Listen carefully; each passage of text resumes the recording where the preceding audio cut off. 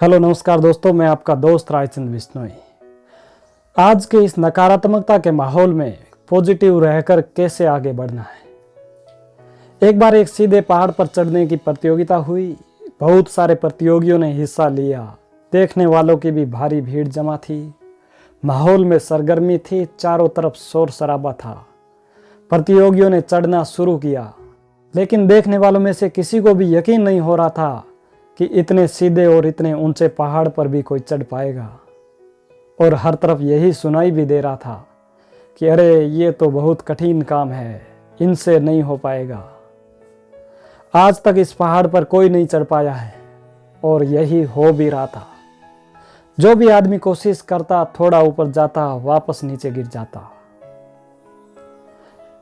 लेकिन कुछ प्रतियोगी उनमें से थे जो 2-3 बार गिरने के बावजूद भी अपने प्रयास में लगे हुए थे। लेकिन भीड़ तो अभी भी चिल्लाए जा रही थी, अरे इनसे नहीं हो पाएगा, असंभव।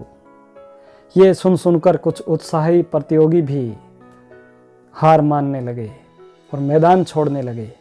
लेकिन उन सब में एक प्रतियोगी ऐसा था जो बार बार गिरने के बावजूद भी उसी जोश के साथ पहाड़ पर चढ़ने में लगा हुआ था और लगातार आगे बढ़ रहा था, और आखिरकार ऊपर पहाड़ पर पहुंच गया और उस प्रतियोगिता का विजेता बना।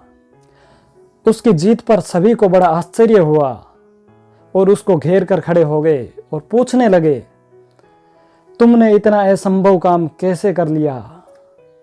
भला तुम में इतनी शक्ति कहां से आई? जरा हमें भी बताओ, तुमने ये जीत कैसे हासिल की? वो चुपचाप सुन रहा था।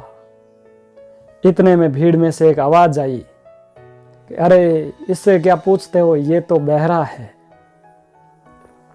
तब उस व्यक्ति ने जवाब दिया, वो ध्यान से सुनना। उसने कहा, हर नकारात्मक बात के लिए मैं बहरा था और बहरा हूं, तब जाकर इस पहाड़ पर चढ़ पाया। तो दोस्तों, छोटी सी कहानी जिंदगी में बहुत बड़ी सीख देती है कि हमारे अंदर भी कठिन से कठिन लक्ष्य हासिल करने की काबिलियत होती है, क्षमता होती है।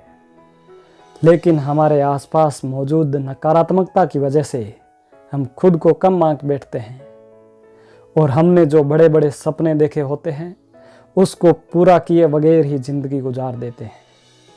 तो दोस्तों, आवश्यकता इस बात की है कि हमें कमजोर बनाने वाली हर उस आवाज के प्रति बहरे और हर ऐसे एक दृश्य के प्रति अंधा होने की जरूरत है।